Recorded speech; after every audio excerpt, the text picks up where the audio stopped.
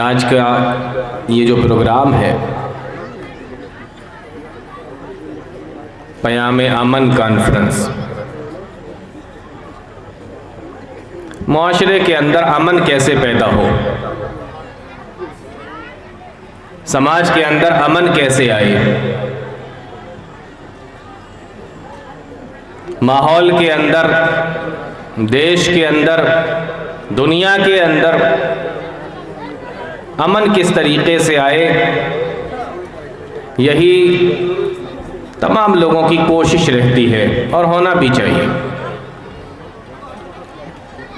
تو امن کے نام سے ہی آج کا یہ پروگرام ہے، آج کی یہ کانفرنس ہے۔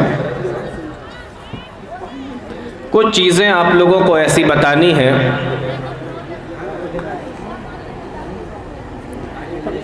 جو امن کے راستے میں رکاوٹ ہوتی ہیں۔ اگر ان چیزوں کو ختم کر دیا جائے، ہٹا دیا جائے، تو معاشرے کے اندر بہت حد تک امن پھیل جائے گا۔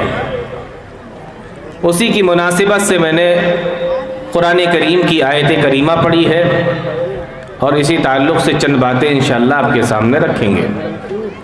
قرآن کریم کی آیت کریمہ کا ترجمہ سنیں تو کچھ بات سمجھ میں آئے۔ اللہ تعالیٰ فرماتا ہے وَمَا أَصَابَكُم مِّن مُّصِيبَةٍ فَبِمَا كَسَبَتْ أَيْدِيكُمْ، تمہارے اوپر جو مصیبت بھی آتی ہے، وَمَا أَصَابَكُم مِّن مُّصِيبَةٍ، تمہارے اوپر جو مصیبت بھی آتی ہے، جو پریشانی آتی ہے، جو تکلیف آتی ہے، فَبِمَا كَسَبَتْ أَيْدِيكُمْ، وہ تمہارے اپنے ہاتھوں کی کمائی ہوتی ہے، تمہارے اپنے کرتوتوں کا اور تمہارے اپنے اعمال کا نتیجہ ہوتا ہے۔ وَمَا أَصَابَكُم مِّن مُّصِيبَةٍ فَبِمَا كَسَبَتْ أَيْدِيكُمْ وَيَعْفُو عَن كَثِيرٍ، اور اللہ تعالیٰ تمہارے کتنے گناہوں کو، کتنے تمہارے کرتوتوں کو اور تمہارے کتنے ایسے اعمال کو جو تم کرتے ہو، اللہ تعالیٰ تو معاف کر دیتا ہے، اللہ اس سے پوچھ گچھ نہیں کرتا۔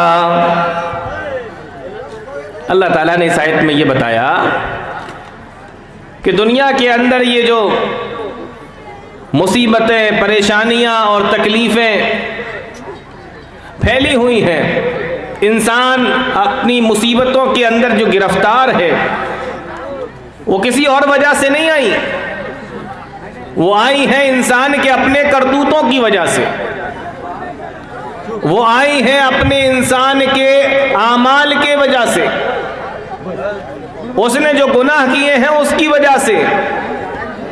اس لیے اللہ تعالیٰ فرماتا ہے وَمَا أَصَابَكُم مِّن مُّصِيبَةٍ فَبِمَا كَسَبَتْ أَيْدِيكُمْ، تمہارے اوپر جو مصیبت آتی ہے وہ تمہارے اعمال کا نتیجہ ہوتی ہے، وہ تمہارے کرتوتوں کا نتیجہ ہوتی ہے، وہ تمہارے گناہوں کا نتیجہ ہوتی ہے۔ اور کتنے گناہ تم ایسے کرتے رہتے ہو، اللہ تعالیٰ تمہارے ہر گناہ کے اوپر پکڑ نہیں کرتا۔ وَيَعْفُو عَن كَثِيرٍ، اللہ تعالیٰ تمہارے کتنے گناہوں کو تو معاف کر دیتا ہے، اس کے بارے میں سوال ہی نہیں کرتا، اس کے بارے میں پوچھ گچھ نہیں کرتا۔ اللہ تعالیٰ کتنے گناہوں کے تو تمہارے چھوڑ دیتا ہے، اسی طریقے سے اس کے بارے میں سوال و جواب بھی نہیں کرتا۔ یعنی ہر گناہ کے بدلے میں اگر مصیبت آنے لگے، ہر گناہ کے بدلے میں اگر اللہ تعالیٰ پکڑ کرے، ہر گناہ کے بدلے میں اگر اللہ تعالیٰ تمہارے اوپر مصیبت نازل کرے تو انسان کی ساری زندگی مصیبت کے اندر گزر جائے گی۔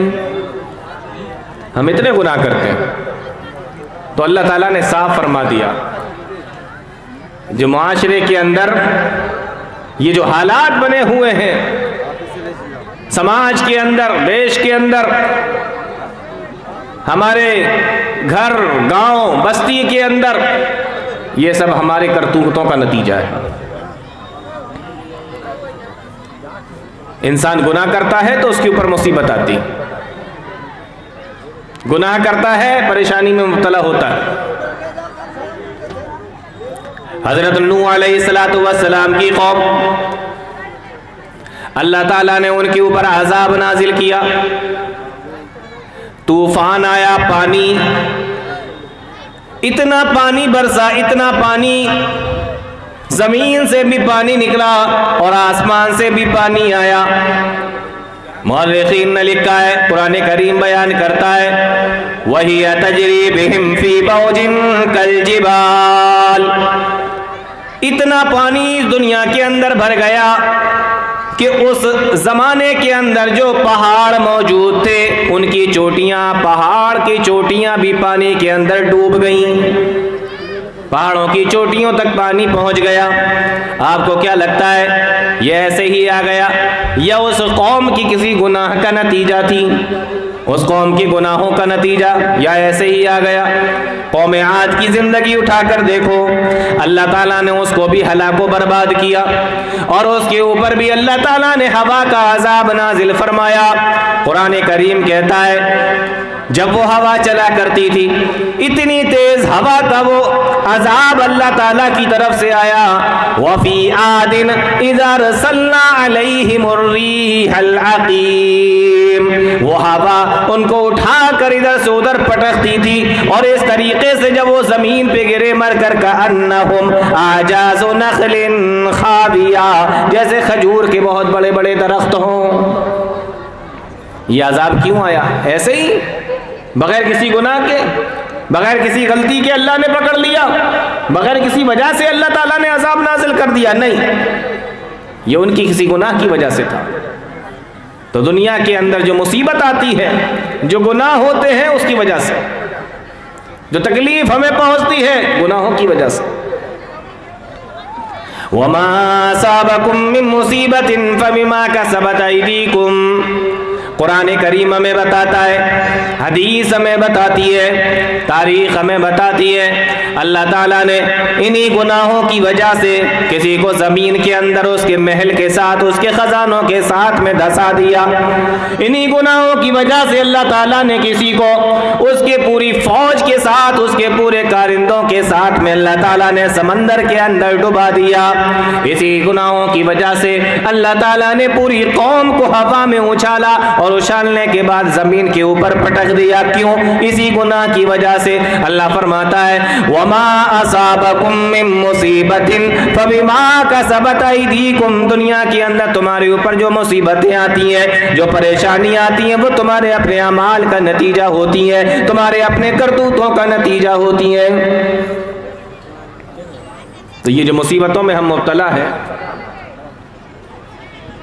یہ جو پریشانیوں میں مبتلا ہیں، یہ ہمارے اپنے کرتوت ہیں، یہ ہماری اپنی غلطیاں ہیں، یہ جو مصیبتیں آ رہی ہیں یہ ہمارے اپنے کرتوتوں کی وجہ سے۔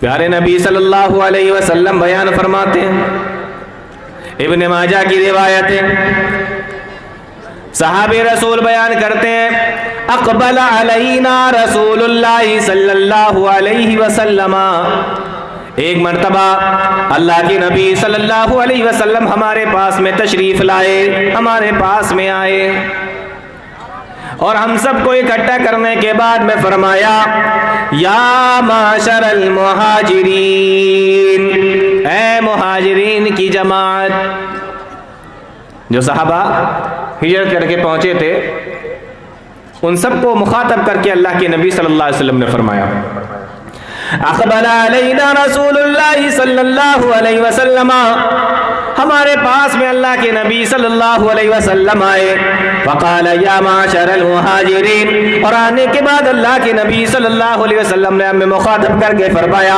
او مہاجروں کی جماعت، خمس، 5 چیزیں ایسی ہیں، اذا ابتلیتم بہن، جب وہ 5 چیزیں تمہارے اندر آ جائیں گی، جب وہ 5 چیزیں تمہارے اوپر آ جائیں گی، اعوذ باللہ ان تدرکوہن، اور میں اللہ کی پناہ چاہتا ہوں کہ وہ 5 چیزیں تمہارے اندر نہ آئیں، لیکن 5 چیزیں ایسی ہیں جو تمہارے اندر آئیں گی، اعوذ باللہ ان تدرکوہن، لیکن میں اللہ سے دعا کرتا ہوں، اللہ تعالیٰ کی پناہ چاہتا ہوں کہ وہ 5 چیزیں تمہارے اندر نہ آئیں۔ کون سی 5 چیزیں؟ پیارے نبی صلی اللہ علیہ وسلم نے مہاجرین کو مخاطب کر کے فرمایا، لیکن یہ 5 چیزیں پوری امت کے لیے آپ نے بیان فرمائی۔ پہلی چیز اللہ کے نبی صلی اللہ علیہ وسلم نے بیان فرمائی، لم تظہر الفاحشۃ فی قوم قط حتی یعلنوا بها۔ او مہاجرین کی جماعت سن لو، جب کسی قوم کے اندر بے حیائی پھیل جائے گی، بدکاری پھیل جائے گی، زناکاری پھیل جائے گی، حتی یعلنوا بها، یہاں تک کہ وہ اس کو اعلانیہ طور پہ کرنے لگیں گے۔ پہلے انسان گناہ کرتا تھا، ڈرتا تھا، اللہ سے بھی ڈرتا تھا اور سماج سے بھی ڈرا کرتا تھا، لیکن آج دیکھو گناہ کرتا ہے تو کھلے عام ڈرتا نہیں ہے، بلکہ اس کو بتایا بھی کرتا ہے۔ گناہ بھی کرتے ہیں اور پوری ڈھٹائی کے ساتھ میں بتاتے بھی ہیں۔ آج نہ ہمیں اللہ کا ڈر ہے، نہ سماج کی کوئی شرم ہے۔ گناہ کرنے کے بعد ہم بڑی ہمت کے ساتھ میں، بڑی ڈھٹائی کے ساتھ میں لوگوں کے سامنے اس گناہ کو بیان بھی کرتے ہیں۔ ڈر نکل گیا دل کے اندر سے، شرم نکل گئی دل کے اندر سے۔ پہلے گناہ ہوا کرتے تھے، چھپ کر لوگ کیا کرتے تھے، لیکن آج اعلانیہ طور پہ کر رہے ہیں۔ لم تظہر الفاحشۃ فی قوم، جب کسی قوم کے اندر بے حیائی پھیل جائے، بدکاریاں پھیل جائیں، حتی یعلنوا فیہا، یہاں تک کہ اعلانیہ طور پر ان کے اندر برائیاں ہونے لگے، الا فشا فیہم الطاعون والاوجاع۔ اللہ کے نبی صلی اللہ علیہ وسلم بیان فرماتے ہیں، او میرے صحابہ، او مہاجرین کی جماعت، اگر کسی قوم کے اندر بے حیائی اور برائی عام ہو جائے گی، پھیل جائے گی، اعلانیہ طور پر ہونے لگے گی، تو اللہ تعالیٰ اس کے بدلے میں الا فشا فیہم الطاعون والاوجاع، اللہ تعالیٰ اس کے بدلے میں طاعون جیسی بیماریاں اس قوم کے اندر مبتلا کر دے گا، اس قوم کے اندر بھیج دے گا، والاوجاع، اور خطرناک طریقے کی بیماریاں اس قوم کے اندر پھیل جائیں گی۔ آپ ذرا غور کریں، کس کس طریقے کی برائیاں ہمارے سماج کے اندر ہیں اور کس کس طریقے کی بیماریاں ہمارے سماج کے اندر ہیں۔ اللہ کے نبی فرماتے ہیں طاعون کی بیماری، یہ نام تو ہم نے بہت سنا ہوگا، لیکن پیارے نبی فرماتے ہیں والاوجاع، اور ایسی بیماریاں بھی قوم کے اندر، سماج کے اندر پیدا ہوں گی، التی لم تکن مضت فی اسلافہم الذین مضوا، ایسی بیماریاں تمہارے اندر پیدا ہو جائیں گی کہ اس سے تم سے پہلے کے لوگوں نے اس بیماری کا نام تک نہیں سنا ہوگا۔ آج دیکھیں نا کس کس طریقے کی بیماریاں ہیں۔ کسی نے سنا تھا کورونا کی بیماری آئی نا، ہزاروں لاکھوں کی تعداد میں لوگ مر گئے، کسی نے نام بھی نہیں سنا ہوگا، سوچا بھی نہیں ہوگا کہ کوئی ایسی بیماری بھی آ سکتی ہے۔ اسی بے حیائی کے نتیجے میں ایڈز جیسی بیماری وہ بھی آئی، اور کس کس طریقے کی بیماریاں سماج کے اندر، کس کس طریقے کی بیماریاں آج دنیا کے اندر الگ الگ ناموں کے ساتھ میں آتی ہیں۔ ہزاروں لاکھوں لوگ اس بیماری کے اندر مبتلا ہوتے ہیں، دنیا سے چلے جاتے ہیں، ختم ہو جاتے ہیں۔ اگر ہمارے پرانے بزرگوں سے پوچھو، پرانے بوڑھوں سے پوچھو، کیا تم نے اس بیماری کا کبھی نام بھی سنا تھا؟ التی لم تکن مضت فی اسلافہم الذین مضوا، انہوں نے اس کا نام بھی نہ سنا ہوگا۔ یہ وبائیں کیوں آ رہی ہیں؟ یہ بیماریاں کیوں آ رہی ہیں؟ یہ الگ الگ نام سے بیماریاں کیوں آ رہی ہیں؟ التی لم تکن مضت فی اسلافہم الذین مضوا، اللہ کے نبی جناب محمد رسول اللہ صلی اللہ علیہ وسلم نے ہمیں پہلے ہی بتا دیا تھا کہ کسی قوم کے اندر جب بے حیائی پھیل جائے گی، بدکاری پھیل جائے گی، عام ہو جائے گی، تو اللہ تعالیٰ اس کے بدلے میں الگ الگ طریقے کی، الگ الگ اور نئی نئی طریقے کی بیماریاں قوم کے اوپر مسلط کر دے گا، بیماریاں بھیج دے گا۔ وہ بیماریاں آ رہی ہیں تو پیارے نبی صلی اللہ علیہ وسلم نے پہلی چیز یہ بیان فرمائی، آج انسان پریشان ہے، کسی کو کورونا ہو گیا، کسی کو ڈینگو ہو گیا، عجیب و غریب طریقے کی بیماریاں، سوائن فلو یہ بھی ایک بیماری ہے، لاکھوں لوگ اس میں بھی مرے تھے، برڈ فلو یہ بھی ایک بیماری ہے۔ لوگوں کو لگتا ہے کہ یہ تو بخار ہے، کچھ ابھی ختم ہو جائے گا، لیکن کتنے لوگ اس میں ختم ہوئے ہیں؟ کیوں آ رہی ہیں یہ بیماریاں؟ کبھی غور کیا؟ پیارے نبی صلی اللہ علیہ وسلم کی اس حدیث پر غور کریں، آپ نے فرمایا کہ جب بے حیائی عام ہو جائے تو بیماریاں بھی عام ہو جائیں گی، اور ایسی بیماریاں آئیں گی نئی نئی نام سے، نئی نئی طریقے کی بیماریاں جو پہلے لوگوں نے نام بھی نہیں سنا ہوگا۔ اب کوئی آدمی بیٹھ جائے اور کہے کہ عجیب طریقے کی بیماریاں آ گئی، اللہ فرماتا ہے وَمَا أَصَابَكُم مِّن مُّصِيبَةٍ فَبِمَا كَسَبَتْ أَيْدِيكُمْ، یہ مصیبت جو تمہارے اوپر آئی ہے یہ تمہارے اپنے اعمال کا نتیجہ ہے، تمہارے اپنے کرتوتوں کا نتیجہ ہے۔ اسلام بے حیائی کو پسند نہیں کرتا، اسلام بدکاری کو پسند نہیں کرتا، بلکہ اللہ تعالیٰ نے قرآن کریم کے اندر تو یہاں تک فرمایا ان الذین یحبون ان تشیع الفاحشۃ فی الذین آمنوا، جو لوگ اس بات کو پسند کرتے ہو کہ سماج کے اندر بے حیائی پھیل جائے، لہم عذاب علیم فی الدنیا والآخرہ، اللہ تعالیٰ ان کو دنیا کے اندر بھی اور آخرت کے اندر دردناک عذاب دے گا۔ موبائل فون کا استعمال کرنے والوں، موبائل فون کا غلط استعمال کرنے والوں، آج ایک آپ کے بٹن دبانے پر اور ایک بار آپ کو ٹک کرنے پر، کلک کرنے پر، ایک بار ٹچ کرنے پر بے حیائی کی چیزیں بھی موبائل پہ آپ کے سامنے آ جائیں گی، اور اگر آپ چاہیں گے تو اچھی چیزیں بھی آپ کے سامنے آ جائیں گی۔ اللہ تعالیٰ نے انسان کو بنایا، دو راستے اللہ تعالیٰ نے دکھا دیے، یہ بھلائی کا راستہ ہے، یہ برائی کا راستہ ہے، یہ جنت کا راستہ ہے، یہ جہنم کا راستہ ہے، اور انسان کو چوائس دے دی، انسان کو اپنا آپشن ہے، اپنی خواہش ہے، وہ جس راستے پر جانا چاہے چلا جائے۔ آدھی رات کا وقت ہے، انسان اپنے کمرے کے اندر لیٹا ہوا ہے، دروازہ بھی بند ہے، کوئی دیکھنے والا نہیں ہے، کوئی آنکھ اس کو نہیں دیکھ رہی ہے، موبائل فون اس کا اپنے ہاتھ میں ہے۔ آج میرے نوجوان بھائی، ہم کیا کرتے ہیں؟ ہمارے سامنے کوئی نئی چیز آئی، ہمارے سامنے کوئی چیز آئی، ہم اپنے دوستوں کو بھی فارورڈ کرتے ہیں، ہم اپنے دوستوں کو بھی بھیجتے ہیں، بہت سارے لوگ اس کو گروپ کے اندر بھی ڈال دیتے ہیں، پھر وہ ایک گروپ سے دوسرے میں، دوسرے سے تیسرے میں، تیسرے سے چوتھے میں چلی جاتی ہے، آپ کو معلوم نہیں وہ کتنے لاکھوں لوگوں تک پہنچ چکی ہے، وجہ اس کی آپ بنے ہو۔ اللہ فرماتا ہے ان الذین یحبون ان تشیع الفاحشۃ فی الذین آمنوا، جو لوگ تو سماج کے اندر بے حیائی پھیلانا چاہتے ہیں، جو لوگ سماج کے اندر برائیاں پھیلاتے ہیں، لہم عذاب علیم فی الدنیا والآخرہ، اللہ تعالیٰ نے ان کے لیے دنیا اور آخرت کے اندر دردناک عذاب بیان کر رکھا ہے۔ تو انسان کسی چیز کو دیکھتا ہے تو اس کو فارورڈ کرتا ہے۔ علماء اکرام بیٹھے ہیں، آپ ان سے پوچھیے، یہ آپ کو بتائیں گے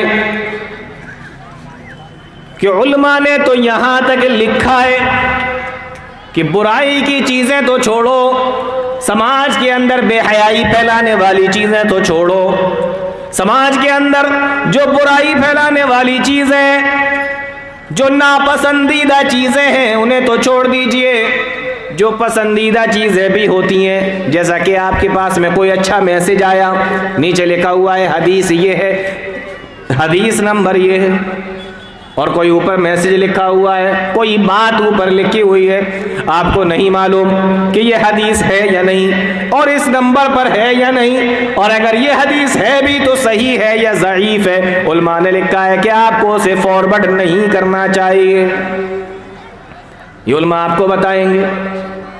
جو چیز آپ کو لگ رہا ہے کہ یہ حدیث ہے لیکن آپ کو نہیں معلوم کہ یہ حدیث ہے، حالانکہ اس کے نیچے حدیث کی کتاب کا نام بھی لکھا ہوا ہے، حدیث کا نمبر لکھا ہوا ہے، لیکن آپ کو نہیں معلوم کہ یہ حدیث ہے یا نہیں، یا اسی طریقے سے اگر حدیث ہے تو صحیح ہے یا نہیں، تو ایسی چیزوں کو بھی فارورڈ کرنے سے علماء نے منع کیا ہے۔ ہم ان چیزوں کو بھی فارورڈ نہیں کر سکتے جس کو حدیث سمجھ رہے ہو، تو ہم دوسری چیزوں کو جو سماج کے اندر برائی اور بے حیائی پھیلانے والی چیزیں ہوں، ہم اس کو کیسے فارورڈ کر سکتے ہیں؟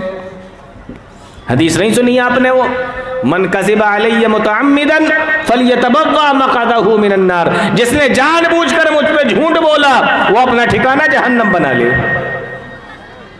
تو ہم ایسی چیزیں بھی ایک دوسرے کو نہیں بھیج سکتے، تو برائی پھیلانے والی چیزیں کیسے بھیج سکتے ہیں؟ انسان موبائل فون کا استعمال صحیح بھی کر سکتا ہے، موبائل فون کا استعمال غلط بھی کر سکتا ہے۔ اس کو لگتا ہے کہ اسے کوئی دیکھ نہیں رہا ہے، لیکن ہاں ایک آنکھ ایسی ہے جو اسے ہر وقت دیکھتی ہے، وہ اس کی نظر میں ہے۔ دنیا کا کوئی کیمرہ لگا ہو یا نہ لگا ہو، لیکن اللہ تعالیٰ کا کیمرہ لگا ہوا ہے، اللہ تعالیٰ کا کیمرہ اس کو دیکھ رہا ہے۔ اور دنیا کے اندر جو چیزیں کیمروں کے اندر ریکارڈ ہوتی ہیں ایک ٹائم کے بعد میں ختم ہو جاتی ہیں، ایک ٹائم کے بعد فائل کرپٹ ہو جاتی ہے، خراب ہو جاتی ہے، 10 سال بعد 20 سال بعد 50 سال کے بعد میں وہ فائل خراب بھی ہو سکتی ہے، کیمرہ خراب ہو سکتا ہے، وہ چپ خراب ہو سکتی ہے، وہ پین ڈرائیو خراب ہو سکتا ہے، وہ کیمرہ خراب ہو سکتا ہے، لیکن اللہ تعالیٰ کا کیمرہ کبھی خراب نہیں ہوتا۔ اللہ تعالیٰ کا جو کیمرہ لگا ہوا ہے وہ قرآن کریم بیان فرماتا ہے کہ مالی ھذا الکتاب لا یغادر صغیرۃ ولا کبیرۃ الا احصاها۔ انسان جب قیامت کے دن اپنے نام اعمال کو دیکھے گا تو کہے گا مالی یا ویلتنا، ہائے ہماری بربادی، ہائے ہماری ہلاکت، مالی ھذا الکتاب لا یغادر صغیرۃ ولا کبیرۃ الا احصاها۔ اس کے اندر نہ کوئی چھوٹی چیز بچی ہے نہ کوئی بڑی چیز بچی ہے، الا احصاها، مگر اس کے اندر لکھ دی گئی ہے۔ اللہ تعالیٰ کے کیمرے کے اندر ساری چیزیں ریکارڈ ہو رہی ہیں۔ اس لیے میرے بھائیو، اللہ تعالیٰ قرآن کریم کے ایک دوسری جگہ پہ فرماتا ہے الم نجعل لہ عینین، کیا وہ اللہ جس نے تمہیں دو آنکھیں دی ہیں، کیا اس اللہ نے تمہیں دو آنکھیں نہیں دی ہیں؟ آپ اندازہ کرو، جس اللہ نے ہمیں دیکھنے کے لیے دو آنکھیں دی ہوں، کیا وہ اللہ تعالیٰ ہمیں نہیں دیکھ رہا ہوگا؟ اس لیے اللہ تعالیٰ نے ایک اور مقام پہ فرمایا الم یعلم بان اللہ یرا، کیا انسان یہ سمجھتا ہے کہ اللہ اس کو دیکھ نہیں رہا ہے؟ آپ غور کریں، آج ہم کہاں سے کہاں پر پہنچ گئے۔ چھوٹے چھوٹے بچے، ان کے ہاتھ میں بھی ہم نے موبائل دے دیا، اور گھروں کی لڑکیوں کے پاس میں بھی موبائل ہے۔ کہاں سے آیا نہیں معلوم، موبائل ہے، کس نے دیا نہیں معلوم۔ کیوں نہیں معلوم؟ آپ کی ذمہ داری ہے کہ آپ اپنے گھر کے اندر نگرانی کریں، آپ کی ذمہ داری ہے کہ آپ اپنے گھر میں اپنے بچوں کے اوپر، اپنے بیٹوں کے اوپر، اپنی بیٹیوں کے اوپر نظر رکھیں، یہ آپ کی ذمہ داری ہے۔ اللہ کے نبی صلی اللہ علیہ وسلم نے ایک حدیث کے اندر ارشاد فرمایا کہ ہر انسان ذمہ دار ہے، اور اس سے اس کی ذمہ داری کے بارے میں، اس کی رعایا کے بارے میں اس سے سوال کیا جائے گا۔ والرجل راع فی اہلہ، اور انسان یعنی مرد بھی اپنے گھر والوں کے بارے میں اس سے سوال پوچھا جائے گا۔ والمرأۃ راعیۃ فی بیت زوجہا، اور عورت سے بھی اس کے گھر کے بارے میں سوال کیا جائے گا، یعنی بیوی سے بھی پوچھا جائے گا، شوہر سے بھی پوچھا جائے گا، مرد سے بھی پوچھا جائے گا، عورت سے بھی پوچھا جائے گا، ماں سے بھی پوچھا جائے گا، باپ سے بھی پوچھا جائے گا، اس کی اولاد کے بارے میں اس سے سوال کیا جائے گا۔ کیا آپ نے حضرت مریم علیہ الصلوۃ والسلام واقعہ نہیں سنا؟ حضرت مریم جب چھوٹی سی ہے اور حضرت زکریا علیہ السلام کی کفالت میں قرآن کریم بیان کرتا ہے کہ جب بھی حضرت زکریا علیہ السلام ان کے پاس میں جاتے، حضرت مریم کے پاس، کیا دیکھتے ہیں؟ وجد عندها رزقا، وہاں پر روزی رکھی ہوئی ہے, پھل رکھے ہوئے ہیں, کھانا رکھا ہوا ہے. حضرت زکریا علیہ السلام جب یہ تمام چیزوں کو دیکھتے ہیں کہتے ہیں کہ ذمہ داری تو میری ہے, لا کر میں تمہیں دیتا ہوں, کھانے پینے کی ذمہ داری میری ہے, پھل وغیرہ لانے کی ذمہ داری تو میری ہے, میں نے تمہیں لا کر دیا نہیں, پھل یہاں پہ رکھے ہوئے ہیں. قالا یا مریم انا لکی ھذا, فوراً سوال کرتے ہیں اے مریم او میری بچی بتا یہ تیرے پاس میں کہاں سے آیا. حضرت مریم کا جواب سنو, قالت هو من عند اللہ, کہا یہ میرے اللہ کے پاس سے آیا ہے, یہ میرے رب کے پاس سے آیا ہے, میرے اللہ نے مجھے دیا. معلوم یہ ہوا کہ اگر ماں باپ اپنے بچی کے پاس میں یا اپنے بچے کے پاس میں کوئی ایسی چیز دیکھیں جو ماں باپ نے لا کر نہیں دی ہے تو سوال کریں کہ یہ تیرے پاس میں کہاں سے آیا. یہ ہے ذمہ داری. آپ کو پوچھنا پڑے گا, بیٹے سے بھی پوچھنا پڑے گا اور بیٹی سے بھی پوچھنا پڑے گا.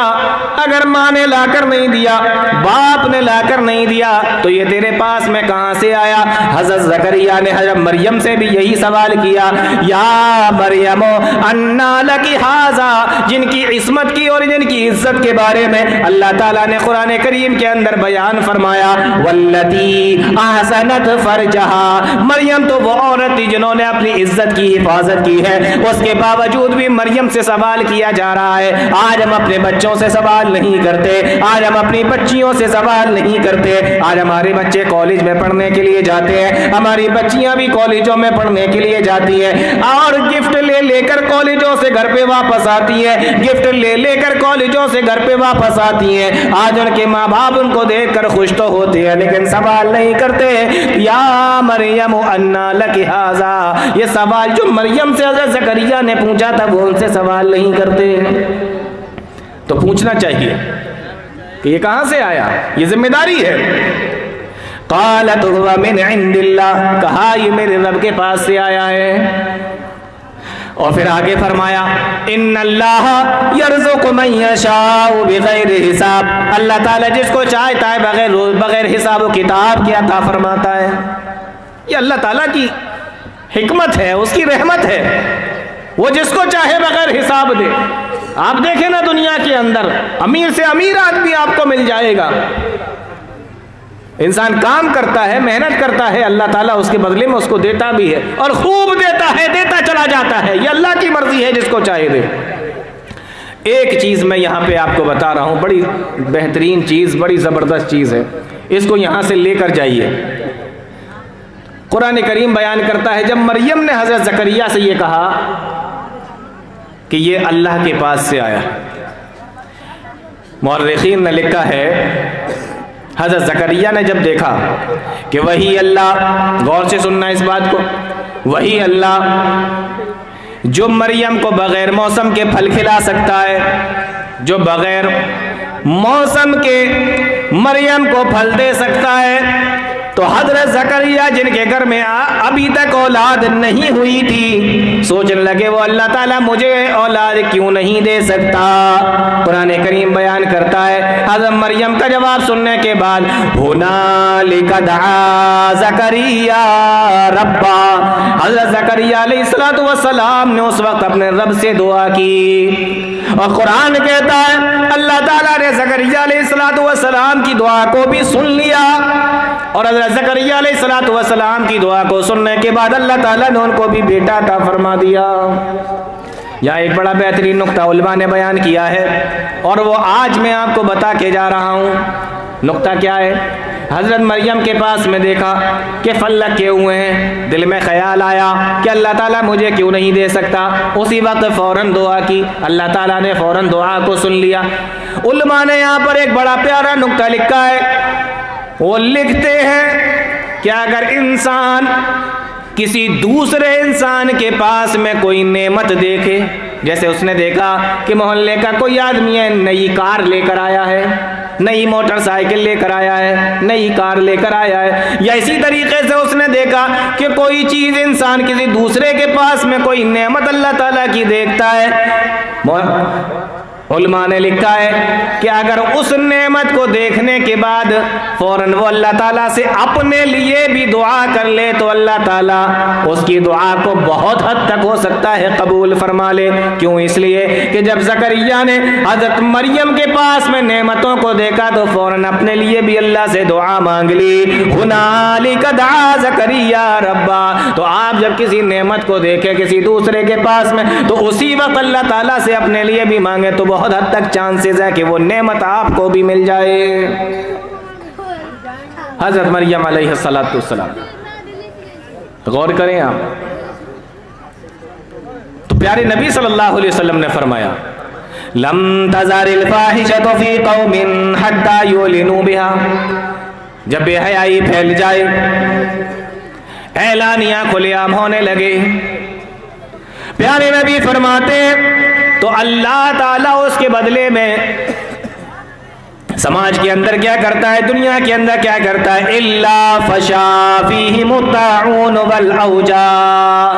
اللہ تعالیٰ اس کے بدلے میں ایسی بیماریاں بھیج دیتا ہے، ایسی بیماریاں اس کے بدلے میں آتی ہیں. التی لم تکن مضت فی اسلافہم الذین مضوا. تم سے پہلے جو لوگ گزرے ہیں، جو بوڑھے گزرے ہیں، جو بزرگ گزرے ہیں، انہوں نے ان بیماریوں کے نام تک نہیں سنے ہوں گے.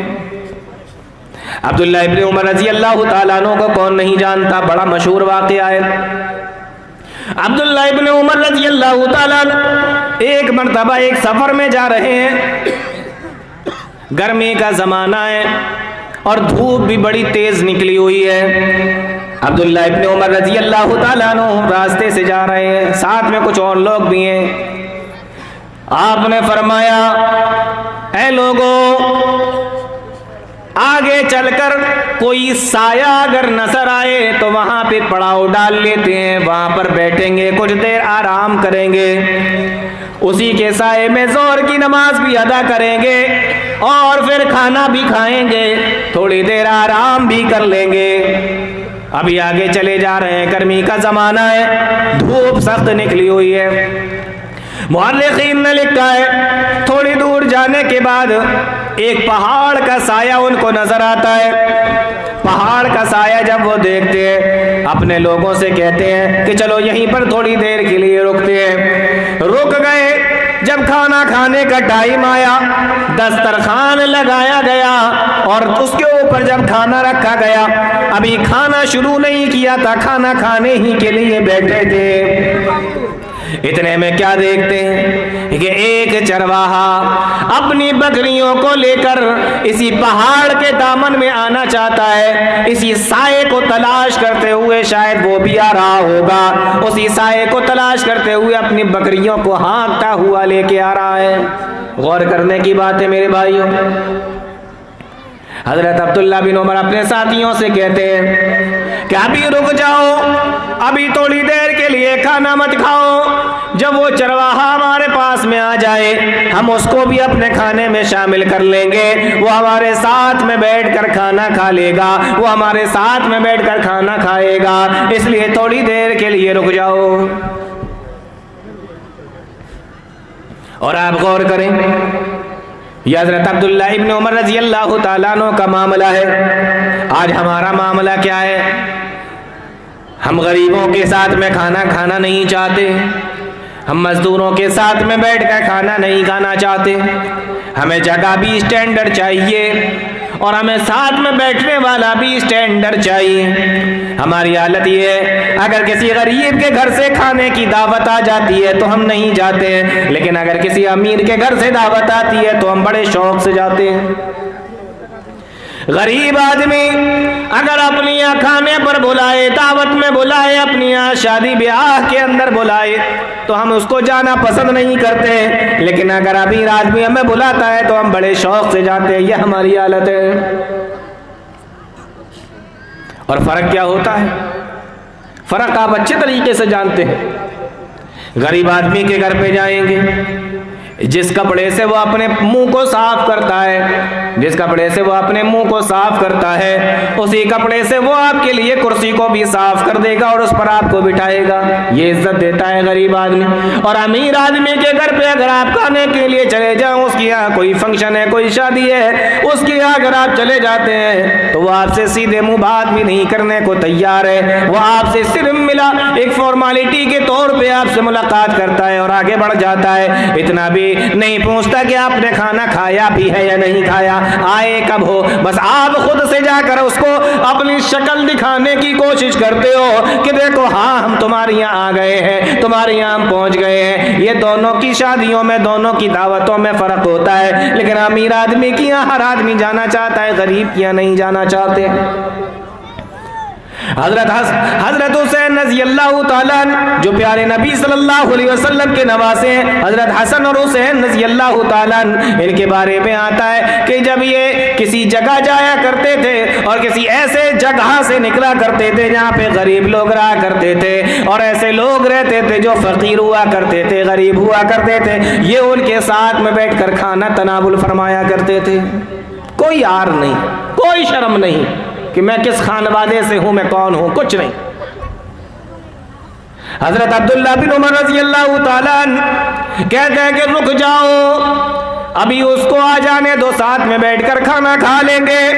वो चरवाहा भी धूप से बचने के लिए और गर्मी से बचने के लिए अपनी बकरियों को हाँकता हुआ उस पहाड़ के दामन में लेकर आया, उस पहाड़ के साये में लेकर अपनी बकरियों को लेकर आया। मुअर्रिखीन ने लिखा है जब वो चरवाहा आ गया, अब्दुल्ला इब्न उमर रज़ी अल्लाह ताला अन्हु ने उसको बुलाया, सलाम व कलाम हुआ और फिर बातचीत हुई। अब्दुल्ला इब्न उमर कहते हैं आओ मेरे भाई, तुम्हारा ही तो इंतजार हो रहा है, दस्तरखान लगा हुआ है, खाना भी तैयार है, आ जाओ साथ में बैठकर हमारे खाना खाओ। जब उसने ये सुना, अब्दुल्ला इब्न उमर रज़ी अल्लाह ताला अन्हु को जवाब देता है, कहता है कि आप खाना खा लीजिए, मैं रोजे से हूं, मैं आपके साथ में खाना नहीं खा सकता। समझ में आ रही है बात? अब्दुल्ला इब्न उमर रज़ी अल्लाह ताला अन्हु उसका ये जवाब सुनकर हैरान हो जाते, कहने लगे अगर फर्ज रोजे होते, रमजान के महीने के रोजे होते तो हमें मालूम होता कि रमजान का महीना है, रोजे से होगा, लेकिन ये तो रमजान का महीना भी नहीं चल रहा है, इतनी गर्मी का मौसम है, चिलचिलाती हुई शिद्दत की धूप निकली है और इसने कौन सा रोजा रखा है। अब्दुल्ला इब्न उमर ने उससे सवाल किया कि तूने ये कौन सा रोजा रखा है। कहने लगा कि मैंने नफली रोजा रखा है। मेरे भाइयों गौर करूं, आज हमें फर्ज रोजे रखना भारी पड़ जाते हैं, आज हम फर्ज रोजे रखने से भी बचते हैं। नौजवान आधे रोजे रखते हैं, आधे रोजे नहीं रखते। कितने लोगों के बारे में ऐसा सुनने में आया, पूरे महीने रोजे नहीं रख पाते, 15 दिन के रोजे रखे, 15 दिन के नहीं रखे, जितनी मर्जी आई उतने रखे, जितने चाहा नहीं रखे। यह हाल है हमारा। घर पे बैठकर खाना खाते हैं रोजे में, रमजान के महीने में, और जब घर से बाहर निकलते हैं तो मुंह को बिल्कुल यूं साफ करके ऐसे निकलते हैं कि जैसे बेचारे का बगैर सहरी का रोजा हो। ऐसे निकलते हैं घर से बाहर जैसे सहरी भी नहीं कर पाया, शायद सहरी में आंख भी नहीं खुली है इसकी, बगैर सहरी का रोजा रखा हो। किसी आदमी के साथ में बैठ जाएं इफ्तारी करने के लिए तो वो अपनी भी प्लेट इसको दे दे कि ये बड़ा परेशान लग रहा है और आया है घर से खाकर। ये हमारे यहाँ नौजवानों की हालत है। हजरत अब्दुल्ला बिन उमर जिनका वाकया मैं आपको सुना रहा हूँ, इन्हीं की एक और हदीस है जो सही बुखारी के अंदर है कि हमारे यहाँ छोटे छोटे बच्चे भी रोजा रखा करते थे और बच्चे जब भूख की वजह से रोते तो हम उन्हें खिलौने दे दिया करते थे, लेकिन रोजे नहीं खुलवाया करते थे, इफ्तार नहीं कराया करते थे जब तक टाइम नहीं हो जाता। हजरत उमर के बारे में आता है कि एक बार उनके पास में एक आदमी लाया गया जिसने रमजान के महीने में शराब पी रखी थी। हजरत उमर ने उसको कोड़े लगवाए और कहा कि कमबख्त, हमारे यहाँ तो छोटे छोटे बच्चे रोजे से हैं और तू इस तरीके की हालत में घूम रहा है। तो नफली रोजा। अब्दुल्ला इब्न उमर ने पूछा, ओ मेरे भाई, इतना गर्मी का मौसम है, इतना गर्मी का जमाना है, तेज धूप निकली हुई है और तूने आज रोजा भी रखा हुआ है, आखिर ये किस तरीके का रोजा है? मेरे नौजवान साथियों, उसका जवाब सुनो, उस चरवाहे का जवाब सुनो। जवाब देता है अब्दुल्ला इब्न उमर रजी अल्लाह ताला अन्हु को, कहने लगा कि मैंने आज जो रोजा रखा ये नफली है, और ये नफली रोजा मैंने क्यों रखा है? जवाब देता है कि मैंने नफली रोजा इसलिए रखा हुआ है क्योंकि ये दुनिया बड़ी छोटी सी है, ये दुनिया बड़ी छोटी सी है और आखिरत की जिंदगी बहुत बड़ी है, और मैं ये चाहता हूँ कि जब मैं अल्लाह ताला के पास में जाऊँ तो बहुत सारे अमाल लेकर जाओ, बहुत सारी नेकियां लेकर जाओ, बहुत सारा सवाब लेकर अल्लाह ताला के पास में पहुंचूं। अब्दुल्ला इब्न उमर ने जब ये जवाब सुना, कहने लगे कहीं ऐसा तो नहीं कि ये सिर्फ बातें बना रहा है, लाओ जरा इसका टेस्ट लेते हैं, देखते हैं जरा इसको कि ये सही भी बोल रहा है या नहीं बोल रहा है। हजरत अब्दुल्ला इब्न उमर रजी अल्लाह ताला अन्हु ने फिर उससे एक सवाल किया, कहने लगे ऐ मेरे भाई, ये बकरियां जो तुम चरा रहे हो इसमें से एक बकरी मुझे बेच दो, एक बकरी मुझे दे दो, मैं तुम्हें पैसे दूंगा, मैं तुम्हें कीमत दूंगा, एक बकरी मुझे दे दो। अब्दुल्ला इब्न उमर कहते हैं बकरी मुझे दे दो। वो कहने लगा मैं आपको बकरी नहीं दे सकता। कहा क्यों नहीं दे सकते? कहने लगा मैं इसलिए नहीं दे सकता क्योंकि मैं बकरियों का चरवाहा हूँ, मैं बकरियों का मालिक नहीं हूँ। मुसलमानों जरा गौर करो, नौजवानों जरा सोचो, मैं बकरियों का चरवाहा हूँ, मैं बकरियों का मालिक नहीं हूँ, इसलिए मैं आपको ये बकरी नहीं दे सकता, बकरी बेच नहीं सकता।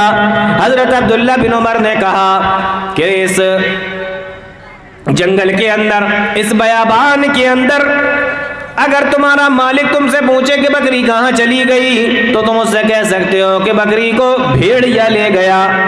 और जंगलों के अंदर भेड़िए और इस तरीके से जंगली जानवर तो आया करते हैं, अगर इंसान को भी अकेला देख लेते हैं तो उसको भी मार दिया करते हैं, बकरी कौन सी बड़ी चीज है। तुम्हारा मालिक तुमसे पूछेगा तो कह देना बकरी को भेड़िया ले गया और इसकी कीमत तुम रख लेना, और अभी तुम्हारे सामने ज़बह करूंगा और उसका गोश्त बनाऊंगा, थोड़ा सा गोश्त तुम्हें भी दे दूंगा, रात में तुम शाम के वक्त में उससे इफ्तार भी कर लेना।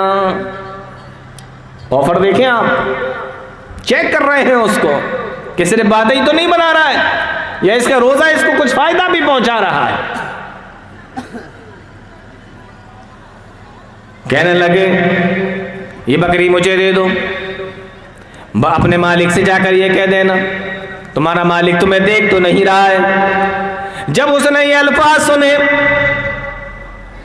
तो कहने लगा कि बेशक मेरा जो मालिक है वो मुझे नहीं देख रहा है, इन बकरियों का जो मालिक है वो नहीं देख रहा है, लेकिन जो सारी कायनात का मालिक है, जो सारी कायनात का चलाने वाला है, वो तो सब कुछ देख रहा है। ऐन अल्लाह, उस अल्लाह को क्या जवाब दूंगा? आप अंदाजा करें मेरे भाइयों, उस नौजवान को देखे, उस चरवाहे को देखे, कहा कि इन बकरियों का मालिक तो नहीं देख रहा है, उसके सामने तो मैं कह दूंगा, लेकिन जो सारी कायनात का मालिक है, जर्रे जर्रे का मालिक है, हर चीज का जो मालिक है, उसके सामने क्या जवाब दूंगा? ऐन अल्लाह, मेरा अल्लाह तो मुझे देख रहा है, मेरा रब तो मुझे देख रहा है, उस अल्लाह के सामने मैं क्या जवाब दूंगा? उस अल्लाह को मैं क्या जवाब दूंगा? ये कहा और कहने के बाद अपनी बकरियों को हाँकता हुआ वहां से चला गया। अब्दुल्ला इब्न उमर रजी अल्लाह ताला अन्हु ने जब उसके ये अल्फाज सुने तो आपके दिल के अंदर ये अल्फाज इतने अंदर तक चले गए कि अब्दुल्ला इब्न उमर की आंखों में आंसू आ गए। इस तरीके का असर उन अल्फाजों का हुआ, अब्दुल्ला इब्न उमर की आंखों में आंसू आ गए और उस बकरी के चरवाहे को, उस चरवाहे को और उसकी बकरियों को जब वो लेके जा रहा था बड़ी देर तक देखते रहे। जब वो आंखों से ओझल हो गया, अब्दुल्ला इब्न उमर ने अपने साथियों से कहा क्या लोगों ये कौन है, कहाँ का रहने वाला है? लोगों ने बताया कि ये मदीना के अंदर फला आदमी का गुलाम है। नौजवान साथियों गौर से सुनो, कहा ये कौन है? कहा कि ये मदीना के अंदर फला आदमी का गुलाम है। عبداللہ ابن عمر کہتے ہیں کہ جب میں سفر سے واپس آؤں، مدینہ لوٹ کے آؤں، تو مجھے اس کے بارے میں بتانا۔ جب سفر سے واپس آئے، لوگوں نے اس کے بارے میں خبر دی، آپ اس کے گھر پہ گئے، دروازہ کھٹکھٹایا اور کہنے لگے، جب مالک اندر سے نکلا، وہ آدمی اندر سے باہر آیا، کہنے لگے کون؟ کہا میں عبداللہ بن عمر، سلام و کلام ہوا، پوچھا کیسے آنا ہوا؟ کہا کہ میں تمہارا غلام خریدنا چاہتا ہوں۔ وہ آدمی کہنے لگا، وہ مدینہ کا رہنے والا کہنے لگا، میرے پاس تو کئی غلام ہیں، تم کون سا غلام خریدنا چاہتے ہو؟ تم کون سے غلام کو خریدنا چاہتے ہو؟ کہا وہ بکریوں کو چراتا ہے، اس غلام کو میں تم سے خریدنا چاہتا ہوں۔ کہا اگر قیمت اچھی دو گے تو میں بیچنے کے لیے بھی تیار ہوں۔ کہا قیمت بولو۔ عبداللہ ابن عمر نے اس کی قیمت کو ادا کر دیا، اور قیمت ادا کرنے کے بعد میں فرمایا کہ وہ بکریاں جو چراتا ہے اس کی بھی قیمت بولو۔ کہا اس کی قیمت بھی اس آدمی نے بتا دی، تو وہ بکریاں بھی حضرت عبداللہ ابن عمر نے اس سے خرید لی، اور اس کے بعد میں اس غلام کو بھی آزاد کر دیا، اور وہ ساری کی ساری بکریاں بھی عبداللہ ابن عمر رضی اللہ تعالیٰ عنہ نے اس کو دے دی۔ اور اس موقع پر عبداللہ ابن عمر نے ایک جملہ کہا تھا، وہ جملہ بڑے غور سے سننا۔ عبداللہ ابن عمر نے اس موقع پر ایک جملہ کہا، اور وہ جملہ یہ تھا کہ اے لوگوں، اس بندے نے، اس انسان کے، اس چرواہے کے ایک جملے نے کہ میرا اللہ تو مجھے دیکھ رہا ہے، اس کے ایک جملے نے، اس کے ایک جملے نے اس کو غلامی سے آزاد کرا دیا، اور اس کو غلامی سے آزاد کرا دیا۔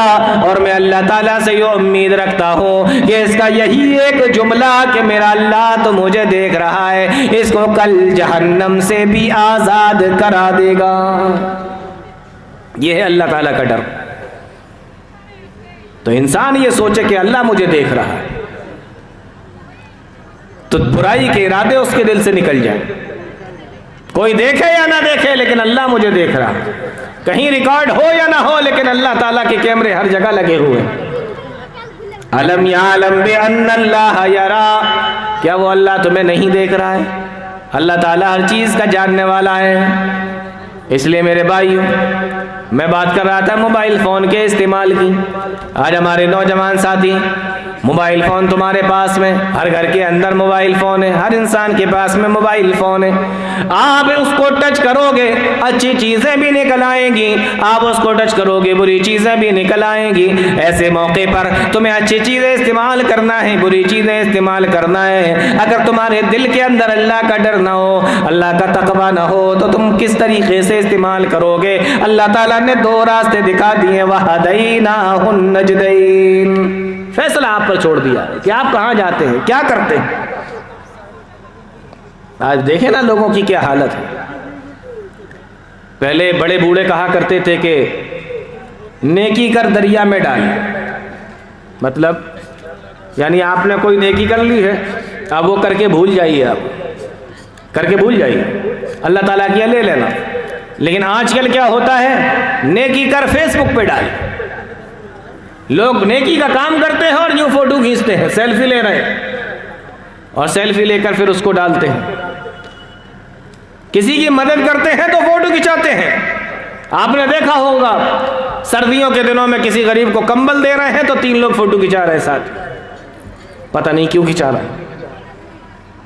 شاید ہو سکتا ہے خیال یہ ہو کہ اللہ تعالیٰ کی یہ فوٹو دکھایا جا سکے، فرشتے لکھنا بھول جائیں تو ہم تو دکھا دیں کہ اللہ تعالیٰ دیکھو یہ بھی تو کام کیا تھا نا میں نے۔ آپ کیا سمجھتے ہیں فرشتے لکھنا بھول جائیں گے؟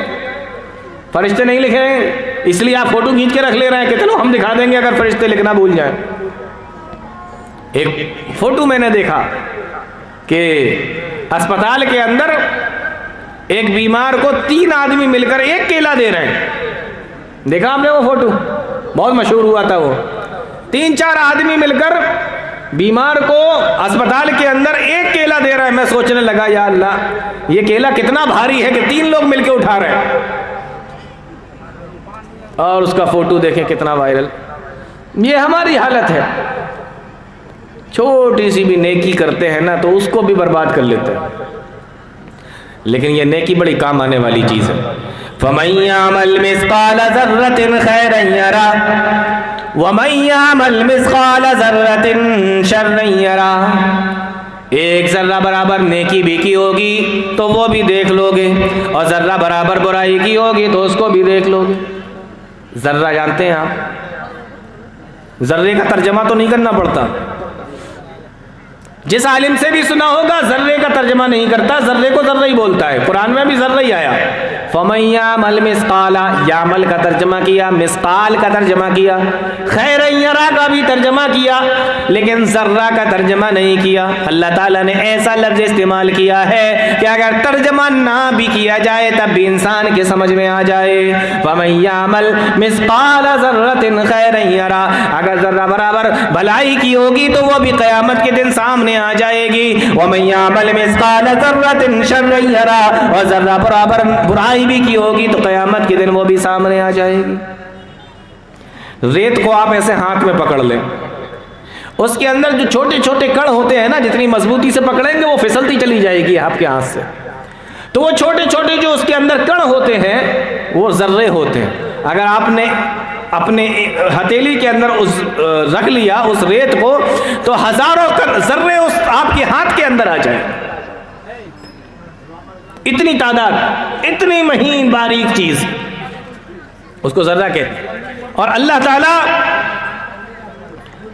وہ اتنی چھوٹی سی نیکی کو بھی سنبھال کے رکھتا ہے، وہ بھی قیامت کے دن دے دے گا، دیکھ یہ نیکی کر کے تو دنیا سے آیا تھا۔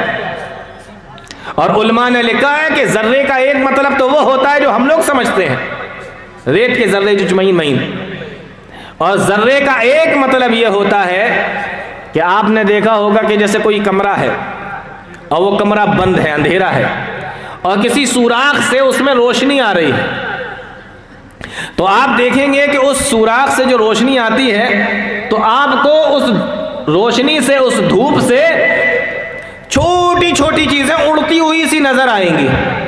کبھی غور کیا ہے؟ ایسا لگے گا جیسے کوئی چھوٹی چھوٹی چیز اڑ رہی ہو، اور جب آپ لائٹ جلا دیں گے کمرے کی یا کمرے کو کھول دیں گے تو وہ جو چیز اڑتی ہوئی تھی نظر آتی ہے اس روشنی کے ذریعے سے، وہ چھوٹی چھوٹی چیزیں پھر وہ غائب ہو جاتی ہیں۔ یعنی وہ اتنی چھوٹی ہوتی ہیں کہ روشنی اگر ہو جائے تو وہ دکھتی نہیں ہے، اور اگر کمرے میں اندھیرا ہے اور کہیں سے دھوپ کی روشنی آ رہی ہے، دھوپ آ رہی ہے، تو اس دھوپ کے اندر وہ چھوٹی چھوٹی چیزیں اڑتی ہوئی نظر آتی ہیں۔ علماء نے لکھا ہے کہ وہ چیزیں جو اندھیرے میں دکھیں اور جیسے ہی کمرے کے اندر روشنی آئے تو دکھنا بھی بند ہو جائے آنکھوں سے، اتنی مہین اور اتنی چھوٹی چیزیں، اس کو بھی عربی میں ذرہ ہی بولتے ہیں، اس کو بھی عربی میں ذرہ بولتے ہیں۔ اور اللہ تعالیٰ فرماتا ہے کہ ذرہ برابر بھی برائی کی ہوگی تو وہ بھی قیامت کے دن دیکھ لو گے، اور ذرہ برابر نیکی کی ہوگی اس کو بھی دیکھ لو گے۔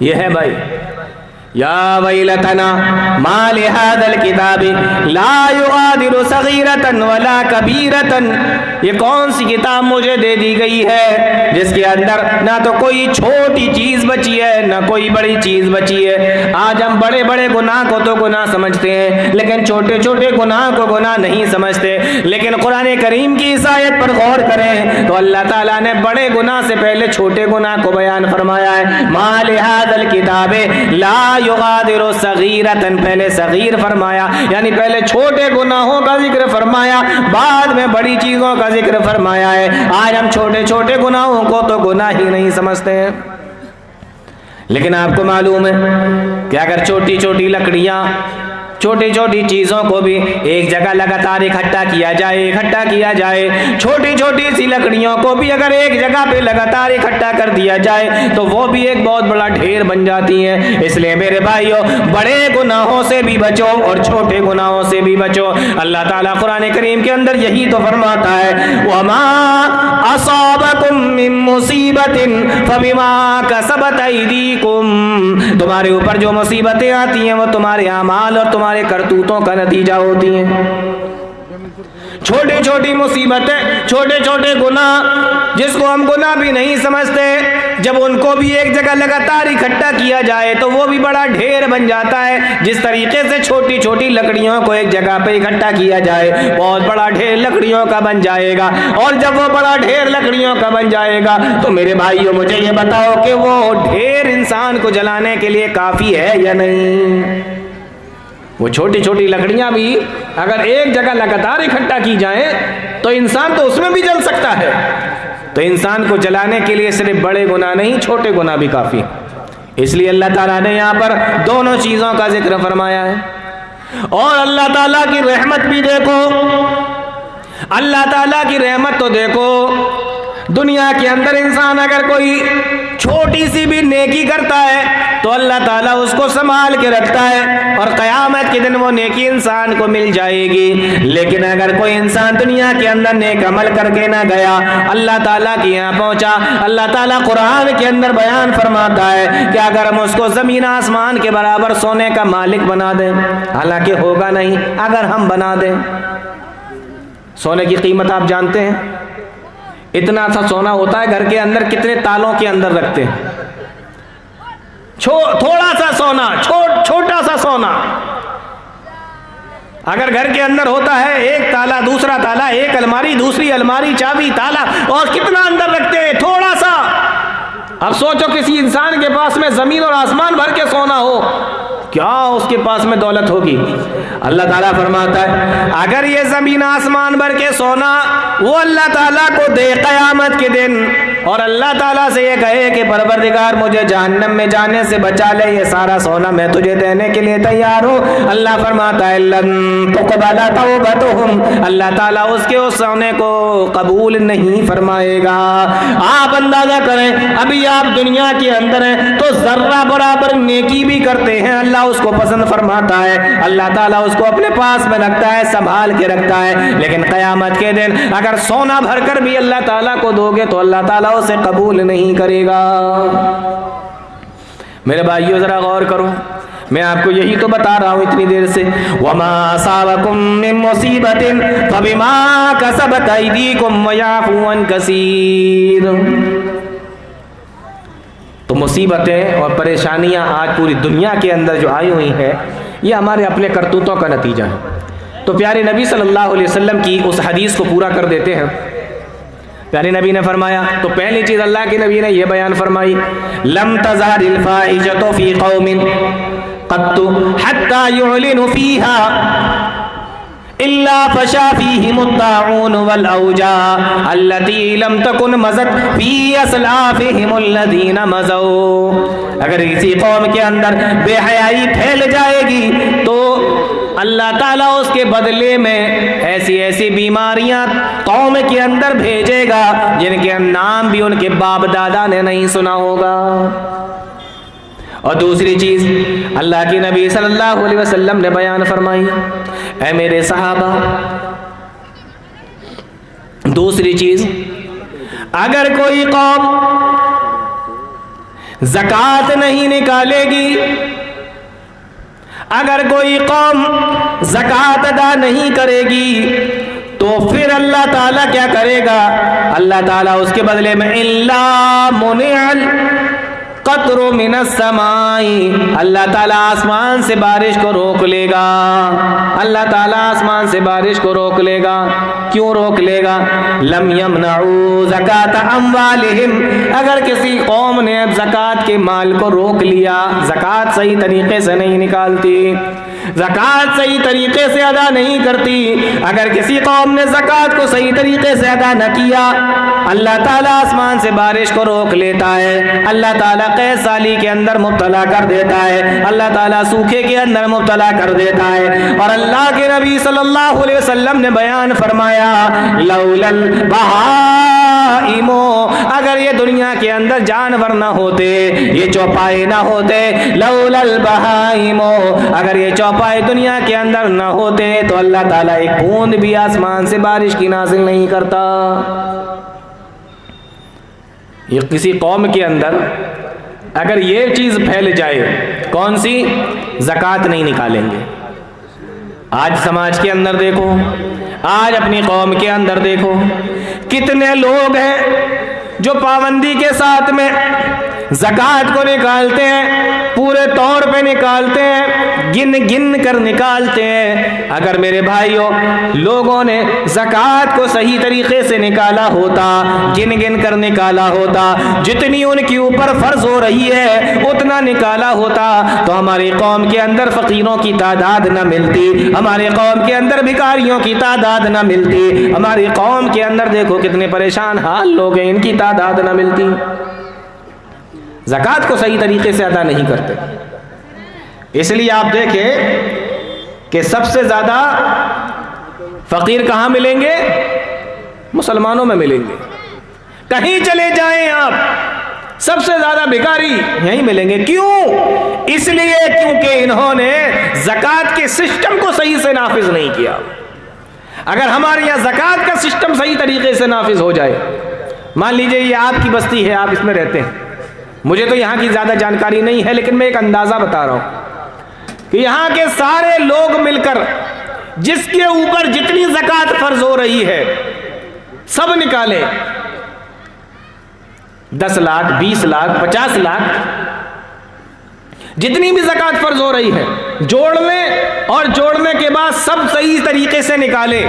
مان لیجئے اگر 10 لاکھ ہوتی ہے، 20 لاکھ ہوتی ہے، 50 لاکھ ہوتی ہے، 1 کروڑ ہوتی ہے، جو بھی ہوتی ہو، ساری چیزوں کی ملا کے، مال کی، دولت کی، زمین کی، جائیداد کی، کھیتی باڑی کی، تمام چیزوں کی ملا کے جتنی بھی بنتی ہو، میں ایک اندازے کے مطابق بتا رہا ہوں، اگر 50 لاکھ بھی بنتی ہو، ہر سال انسان 50 لاکھ کی زکوٰۃ نکالے۔ آپ کی بستی کے اندر اگر ہر سال 50 لاکھ کی زکوٰۃ نکلے اسی بستی کے اندر، تو بتائیے اس بستی کے اندر کوئی غریب ملے گا آپ کو؟ کوئی فقیر ملے گا آپ کو؟ کوئی بھیک مانگنے والا ملے گا آپ کو؟ تو زکوٰۃ کے نظام کو ہم صحیح سے نافذ نہیں کرتے، اور اس کے بدلے میں ہوتا کیا ہے؟ سب سے زیادہ بھکاری آپ کو یہیں ملیں گے۔ تو یہ دوسری چیز اللہ کے نبی صلی اللہ علیہ وسلم نے بیان فرمائی کہ اگر کوئی قوم لم یمنعوا زکاۃ اموالہم، اگر کوئی قوم زکوٰۃ کے مال کو صحیح طریقے سے ادا نہیں کرتی، اللہ تعالیٰ اس کے اوپر سے لا منع القطر من السماء، اللہ تعالیٰ اس کے اوپر سے بارش کو روک لیتا ہے۔ لولا البہائم لم یمطروا، اگر اللہ تعالیٰ نے زمین کے اوپر جانوروں کو پیدا نہ کیا ہوتا، جانوروں کو نہ بھیجا ہوتا، جانور اس دنیا کے اندر نہ رہے ہوتے کہ وہ کھائیں گے کیا، پیئیں گے کیا، تو اللہ تعالیٰ زکوٰۃ روکنے کی وجہ سے اللہ تعالیٰ دنیا کے اندر بارش ہی نہیں برساتا۔ اندازہ کر لیں، بہت اچھے طریقے سے سوچ لیں۔ بہت سارے سب لوگ یہاں بیٹھے ہوں گے، سوچ رہے ہوں گے کہ ہم تو زکوٰۃ ادا کرتے ہیں، لیکن میرے بھائیوں کون سی زکوٰۃ ادا کرتے ہیں؟ کیا پوری زکوٰۃ جو آپ کے اوپر فرض ہوتی ہے وہ نکالتے ہیں، یا آپ کی مرضی کے مطابق زکوٰۃ نکالتے ہیں؟ کہ آج مال میں سے دے دیتے ہیں، اگلی بار میں زمین میں سے دے دیں گے، اور اگلی بار میں یہ جو ہمارا غلہ ہے اس میں سے دے دیں گے؟ یہ ساری چیزوں کی ملا کر ساری چیزوں کے الگ الگ طریقے سے صحیح طریقے سے نکالتے ہیں۔ یہ فیصلہ آپ کو کرنا ہے میرے بھائیوں، میں اپنی بات ختم کر رہا ہوں جلدی سے۔ تیسری چیز اللہ کے نبی صلی اللہ علیہ وسلم نے بیان فرمائی، کیا بیان فرما رہے ہیں آپ نے فرمایا لم ينقص المکیال والمیزان۔ غور سے سن لینا، پہلی چیز تو آپ نے فرما دی تھی کہ اگر کسی قوم کے اندر بے حیائی پھیل جائے اللہ بیماریوں میں مبتلا کر دیتا ہے۔ دوسری چیز آپ نے بیان فرمائی کہ اگر کسی قوم کے اندر زکوٰۃ نہ نکالی جائے اللہ تعالیٰ اس کے اوپر بارش کو روک لیتا ہے، اور اگر جانوروں کا خیال نہ ہوتا تو بارش کا ایک قطرہ بھی آسمان سے نہ آتا۔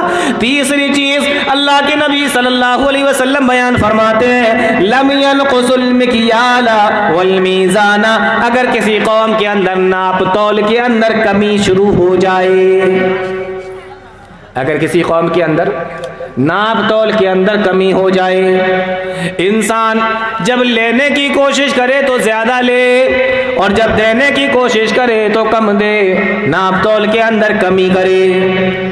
ایک چیز تو یہ ہے ناپ تول میں کمی، اور دوسری چیز یہ سمجھ لیجئے کہ انسان جب اپنے حق کی بات کرے تو پورا لینے کی کوشش کرے۔ بہت اچھے طریقے سے سمجھ لیجئے کہ ایک تو یہ ہے کہ آپ ناپ تول کے دے رہے ہیں، کسی سامان کو خرید رہے ہیں، بیچ رہے ہیں، آپ نے اس سے پیسے تو پورے لیے لیکن مال گڑبڑ دے دیا، آپ نے اس سے پیسے تو پورے لیے لیکن جھوٹ بول کر جھوٹی قسم کھا کر اپنے سامان کو بیچا، آپ نے اس سے پیسے تو پورے لیے لیکن مال کو آپ نے اسے پورا نہ دیا۔ ایک طریقہ تو یہ ہے، اور دوسری چیز یہ ہے کہ جب آپ کے حق کی بات آئی تو آپ 100% اپنا پورا حق لینا چاہتے ہیں، لیکن جب حق کے ادا کرنے کی بات آتی ہے تو آپ اپنے طریقے سے حق صحیح سے ادا نہیں کرتے۔ مولانا ہمارے باپ نے ہمارے ساتھ میں اچھا نہیں کیا۔ اچھا، تو اپنے باپ کے ساتھ میں اچھا کر رہا ہے؟ ہماری اولاد نے ہمارے ساتھ میں اچھا نہیں کیا، تو نے صحیح کیا، تربیت صحیح دی اپنی اولاد کو۔ ہمارا پڑوسی اچھا نہیں ہے، تو اپنے پڑوسی کے لیے اچھا ہے۔ ہمارے رشتہ دار اچھے نہیں ہیں، تو ٹھیک ہے اپنے رشتہ داروں کے لیے۔ تو جب حق لینے کی بات آئے تو پورا لیا جائے، اور جب حق ادا کرنے کی بات آئے تو آپ حق ادا نہ کریں۔ لم ينقص المکیال والمیزان، اللہ کے نبی صلی اللہ علیہ وسلم فرماتے ہیں اگر کسی قوم کے اندر ناپ تول کے اندر کمی آ جائے، اِلَّا اُخِذُوا بِالسِّنِينَ، اللہ تعالیٰ ایسی قوم کو قحط سالی کے اندر مبتلا کر دیتا ہے۔ وَشِدَّةِ الْمَوْنَةِ، اور بڑے غور سے سن لینا میرے بھائیوں، اللہ کے نبی صلی اللہ علیہ وسلم فرماتے ہیں وَشِدَّةِ الْمَوْنَةِ، تو اللہ تعالیٰ اس کو تنگ دستی کے اندر مبتلا کر دیتا ہے، فقر و فاقے کے اندر مبتلا کر دیتا ہے۔ آج ہماری حالتوں کو دیکھو، 2 وقت کی روٹی روزی کو حاصل کرنے کے لیے ہمیں کتنی محنت کرنا پڑتی ہے، کتنی جد و جہد کرنا پڑتی ہے، کتنی کوشش کرنا پڑتی ہے۔ وَشِدَّةِ الْمَوْنَةِ، اللہ کے نبی صلی اللہ علیہ وسلم بیان فرماتے ہیں کہ اللہ تعالیٰ ایسی قوم کو قحط سالی کے اندر مبتلا کر دیتا ہے اور تنگ دستی کے اندر مبتلا کر دیتا ہے۔ وَجَوْرِ السُّلْطَانِ، ناپ تول میں کمی کی وجہ سے تیسری چیز اللہ تعالیٰ یہ فرماتا ہے وَجَوْرِ السُّلْطَانِ، اور ظالم و جابر حکمراں اس کے اوپر مسلط کر دیتا ہے۔ تو کتنی چیزیں ناپ تول میں کمی کی وجہ سے، اخذوا بالسنین، قحط سالی، وشدت المعونہ، اور تنگ دستی کے اندر مبتلا کر دیتا ہے، کھانے پینے کے لیے آدمی محتاج ہے۔ وجور السلطان، اور ظالم و جابر بادشاہ، ظالم و جابر حکمراں اللہ تعالیٰ مسلط کر دیتا ہے۔ اور اس کے بارے میں آپ کو بتانے کی ضرورت نہیں ہے، آپ اچھے سے سمجھتے ہیں یہ تمام چیزیں۔ چوتھی چیز اللہ کے نبی صلی اللہ علیہ وسلم نے بیان فرمائی لم ينقضوا عہد اللہ وعہد رسولہ، لم ينقضوا عہد اللہ وعہد رسولہ، اگر کوئی قوم اللہ سے کیے ہوئے وعدے کو توڑ دیتی ہے اور پیارے نبی صلی اللہ علیہ وسلم سے کیے ہوئے وعدے کو توڑ دیتی ہے، اللہ سلط اللہ علیہم عدوا من غیرہم، تو اللہ تعالیٰ اس کے اوپر دشمنوں کو مسلط کر دیتا ہے۔ آج ہم نے اللہ تعالیٰ سے بھی ایک وعدہ کیا تھا وَإِذْ أَخَذَ رَبُّكَ مِن بَنِي آدَمَ مِن ظُهُورِهِمْ ذُرِّيَّتَهُمْ وَأَشْهَدَهُمْ عَلَىٰ أَنفُسِهِمْ، اللہ تعالیٰ نے جب انسان کو حضرت آدم کی پیٹھ کے اوپر ہاتھ پھیرا اور یہ ساری نسل نکل کے باہر آئی تو سوال کیا تھا الستو بربکم، کیا میں تمہارا رب نہیں ہوں؟ قالوا بلا شہدنا، سب نے کہا تھا کہ ہاں تو ہمارا رب ہے۔ آج ہماری حالتوں کو دیکھو، ہم کیا کر رہے ہیں؟ ہم اللہ کو رب مان کے راضی بھی ہیں یا نہیں ہیں؟ نبی سے بھی وعدہ کیا کہ نبی کے شریعت کے مطابق کام کریں گے، لیکن ہم نے اس کو بھی توڑ دیا، نہ قرآن کا لحاظ کیا، پاس و لحاظ رکھا، نہ حدیث کا پاس و لحاظ رکھا۔ اللہ کے نبی فرماتے ہیں اگر کوئی قوم اللہ سے کیے ہوئے وعدے کو توڑ دیتی ہے اور پیارے نبی صلی اللہ علیہ وسلم سے کیے ہوئے وعدے کو توڑ دیتی ہے، اللہ سلط اللہ علیہم عدوا من غیرہم، اللہ تعالیٰ ان کے اوپر دشمنوں کو مسلط کر دیتا ہے، اور وہ دشمن کیا کرتے ہیں وَأَخَذُوا بَعْضَ مَا أَيْدِيهِمْ، اور وہ دشمن جب ان کے اوپر مسلط ہو جائیں گے تو ان کے ہاتھ سے اور وہ دشمن ان کے اوپر جب مسلط ہو جائیں گے تو وہ دشمن ان کے ہاتھوں سے ان کے پاس میں جو چیزیں ہیں اس کو چھیننے لگیں گے، اس کو لے لیں گے۔ آج دیکھیں اپنے حالات کو، ایک زمانہ تھا کہ کتنا زبردست کام ہوا کرتا تھا آپ کا، الگ الگ شہروں میں بڑے کام تھے، بڑے اچھے حالات تھے، اور جس جس جگہ پر مسلمانوں کی فیکٹریاں تھیں، کمپنیاں تھیں، آج ان جگہوں پر دیکھیں وہی مسلمان مزدوریاں کرتے ہوئے آپ کو مل جائیں گے. کیونکہ ہم نے اللہ اور اس کے رسول سے جو وعدہ کیا تھا اس کو توڑ دیا. اور پانچویں چیز میں آپ کو بتا کے بات ختم کرتا ہوں. اللہ کے نبی صلی اللہ علیہ وسلم فرماتے ہیں وَمَا لَمْ تَحْكُمْ أَئِمَّتُهُمْ بِكِتَابِ اللَّهِ. اور کسی قوم کے اندر جو حکمراں ہو، جو کمانڈر ہو، جو سردار ہو، حکمراں ہو، نگراں ہو، جب وہ اللہ کی کتاب کے مطابق فیصلہ نہ کرے، بہت غور سے سن لینا، جب وہ اللہ کی کتاب کے مطابق فیصلہ نہ کرے. فیصلہ کیسے ہو رہا ہے؟ یہ ہمارے خاندان کا ہے اور یہ ہمارے خاندان کا نہیں ہے، تو فیصلہ خاندان والوں کی طرف. یہ ہمارے سماج کا ہے اور یہ ہماری سماج کا نہیں ہے، تو فیصلہ سماج والوں کی طرف. غلطی چاہے اس کی ہو لیکن فیصلہ سماج والوں کی طرف نہیں. میرے بھائی، اللہ تعالیٰ قرآن کے اندر فرماتا ہے وَلَا يَجْرِمَنَّكُمْ شَنَآنُ قَوْمٍ أَن صَدُّوكُمْ عَنِ الْمَسْجِدِ الْحَرَامِ أَن تَعْتَدُوا. او مسلمانوں، جن لوگوں نے تم کو خانہ کعبہ سے روکا، جنہوں نے تمہیں مکہ کے اندر آنے سے روکا، جن لوگوں نے تمہیں خانہ کعبہ کا طواف کرنے سے روک دیا، اللہ تعالیٰ نے جب تمہیں حکومت عطا فرما دی ہے تو اس وجہ سے کہیں کہ حکومت آج میرے ہاتھ میں، ان کے ساتھ میں ظلم و زیادتی نہ کرنے لگنا. اعدلوا هو اقرب للتقوی، انصاف سے کام لینا. وما لم تحكم ائمتهم بکتاب اللہ، کتاب اللہ کے مطابق فیصلہ نہ ہو. اور آج دیکھ لیجئے عدالتوں میں کیا ہو رہا ہے، پنچایتوں کے اندر کیا ہوتا ہے، سماج کے اندر کیا ہوتا ہے. جو طاقتور ہوتا ہے فیصلہ اس کے حق میں کر دیا جاتا ہے، غریب کی تو کوئی سننے کے لیے تیار نہیں ہوتا.